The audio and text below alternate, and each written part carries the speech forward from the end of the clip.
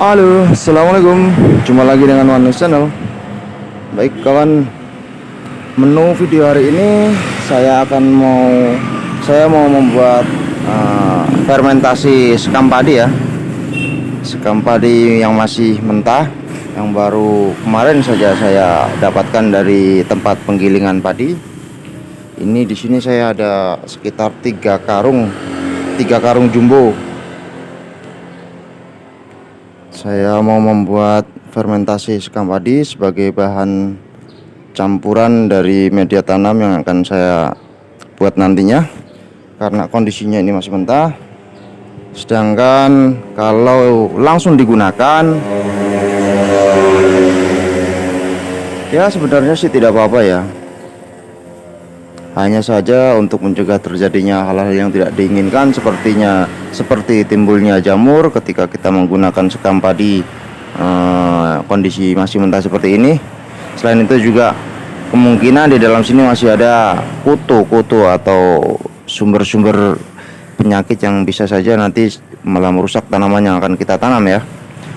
Untuk itu mencegah terjadinya hal-hal seperti itu sangat disayangkan jika kalau memang terjadi seperti itu ya. Maka dari itu saya akan mencoba untuk membuatnya terfermentasi terlebih dahulu.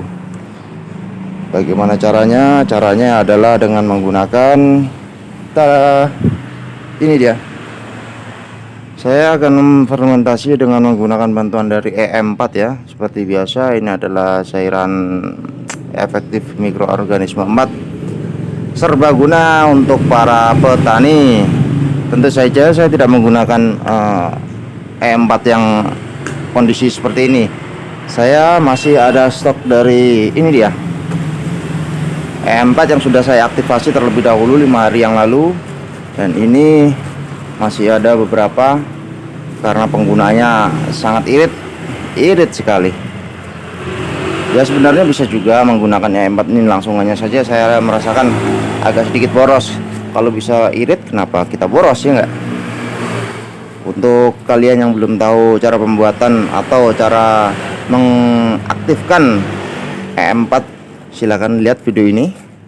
Di situ saya membuat videonya dengan cara mengaktifkan terlebih dahulu E4-nya sebelum saya gunakan sebagai bahan dekomposer untuk pembuatan pupuk organik cair ataupun pupuk padat. Dan di sini takaran saya menggunakan air di sini sekitar 20 liter ya, 20 liter lebih, karena jumlah sekam mentah yang saya dapatkan juga lumayan banyak. Ada 3 karung besar. Ini karung ukuran jumbo ya, karung ukuran 1 kintal. Jadi saya mungkin akan membutuhkan lumayan banyak air. Nanti akan saya siram menggunakan alat penyiram tanaman seperti ini. Apa ini namanya? Gembor atau apa ya? Oke, untuk per 20 liter air ini saya menggunakan E4 yang sudah aktif maksudnya, sebanyak sekitar 100 mili seperti yang sudah saya sebutkan di video saya sebelumnya mengenai dosis dari penggunaan E4 yang sudah yang sudah aktif maksud saya, itu 5 mili cukup untuk 1 liter air. Sedangkan ini saya menggunakan sekitar 20 liter lebih mungkin ya. Jadi saya hanya menggunakan 100 mili ya, saya lebihkan sedikit lah, enggak apa-apa, bonus. Oke, diaduk-aduk dulu. Akan mengaduknya terlebih dahulu agar semuanya merata. Kalian juga bisa menambahkan molase jika memang kalian ada, atau bisa juga sebagai ganti dari molase kalian bisa menggunakan apa itu namanya, gula putih juga bisa, gula merah juga bisa. Sebenarnya kalau sudah aktif E4-nya, kita tidak perlu lagi menggunakan molase karena dia sudah bisa bekerja dengan langsung ya.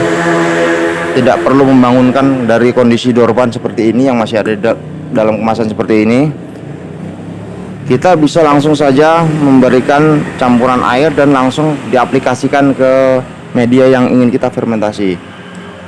Namun kali ini saya ingin menambahkan sedikit apa ini namanya ya, molase. Mana pengaduknya ya? Pakai tangan aja lah, nggak ada alat pengaduk. Saya ingin menambahkan molase biar bakterinya biar lebih jos. Karena sebagaimana yang kita tahu bahwa gula atau zat gula merupakan sumber makanan bagi mikroorganisme zat atau mikroorganisme pengurai. Jadi jika kita memberikan lebih banyak makanan, maka mereka akan lebih cepat berkembang biak. Nah, ini sudah larut. Masukkan saja.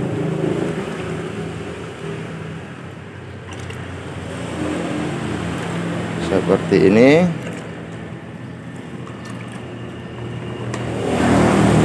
Oke.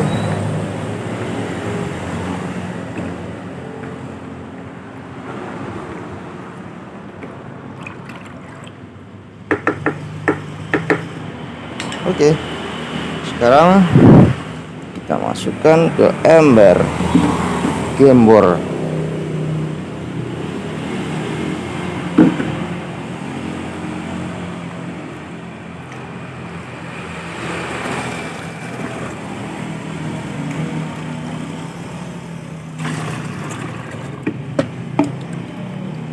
Dalam gembor ini atau tempat penyiraman air ini, tempat penyiraman tanaman ini, kapasitasnya itu sekitar 5 liter kalau tidak salah. 5 atau 7 gitu ya, lupa pokoknya. Oke, setelah semua terisi, maka langsung saja kita mulai proses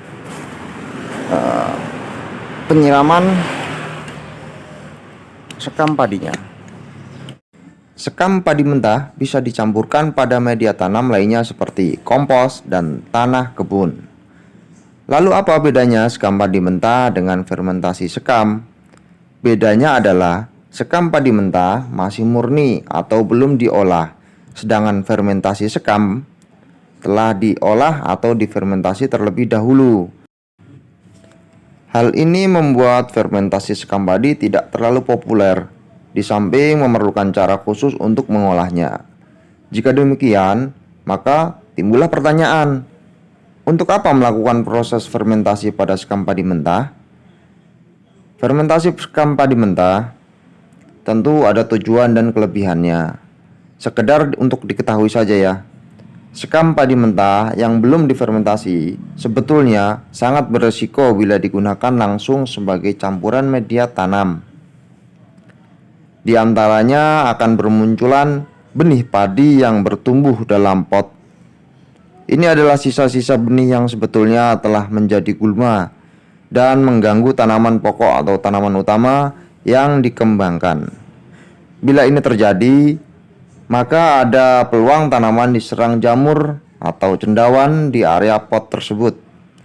Terlebih bila media tanam dalam kondisi lembab akibat penyiraman berlebih. Ini jelas merugikan sebab jamur cenderung bersifat saprofit atau bahkan parasit yang memicu terjadinya pembusukan akar.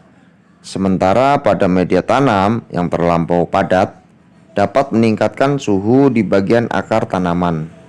Suhu yang naik juga dapat menyebabkan busuk akar, bahkan busuk batang bawah pada tanaman. Nah, untuk menghindari dampak buruk dari penggunaan sekam padi mentah tersebut, maka diperlukan pengolahan terlebih dahulu melalui fermentasi. Sumber by klikhijau.com. Baiklah, itulah sebab musabab kenapa kita memerlukan proses fermentasi pada media campuran seperti sekam mentah, seperti tadi yang sudah saya sebutkan. Dan untuk ciri khusus sekam fermentasi yang sudah layak atau sudah bisa digunakan, cirinya diantaranya adalah warnanya lebih gelap dibanding dengan sekam mentah yang belum difermentasi.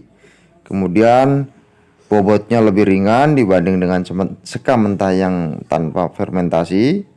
Kemudian teksturnya itu kering dan lebih halus. Kurang lebih seperti itulah perbedaan dari sekam yang sudah difermentasi dan sekam yang belum difermentasi. Oke, setelah semuanya hampir tercampur rata, minimal 90% atau 80% atau 90% sudah basah terkena larutan fermentasi E4 tadi yang sudah kita aktifkan. Sekarang saatnya memasukkan kembali ke dalam karung, dan untuk saya melakukan ini dalam satu karung ini, satu karung ukuran 1 kintal ya. Sekam mentah ini saya menghabiskan sekitar 15 liter air atau sekitar 20 liter air tadi. Jadi untuk pembuatan ini saya membutuhkan sekitar segitu untuk bisa membuat sehingga menjadi 90% basah ya sekam mentahnya, agar lebih merata nanti fermentasinya. Setelah ini langsung saja proses memasukkan ke dalam karung. Memang ya agak terlihat lebih merepotkan karena kita harus berulang kali bekerja, ibaratnya yang seharusnya bisa langsung dipakai tapi kita merepotkan diri dengan cara memfermentasi sekam padi ini dengan mengaduk-aduk, bahkan kita juga merasakan namanya gatal, masukkan lagi ke dalam karung. Tapi semua pasti ada hikmah dalam semua ini. Satu proses telah selesai, yaitu proses pemerataan cairan dekomposer atau E4. Cairan fermentasinya sudah saya lakukan dan ini sudah ada satu karung. Sekarang saatnya proses penutupan. Saya menggunakan karung lagi di atasnya sebagai penutup agar dia lebih cepat terfermentasi ya, karena dengan suhu dengan kita tutup atasnya menggunakan tutup, kondisi suhunya akan semakin tinggi dan akan semakin cepat untuk terjadi proses fermentasi. Nah, kita tutup seperti ini. Setelah itu lakukan pengikatan.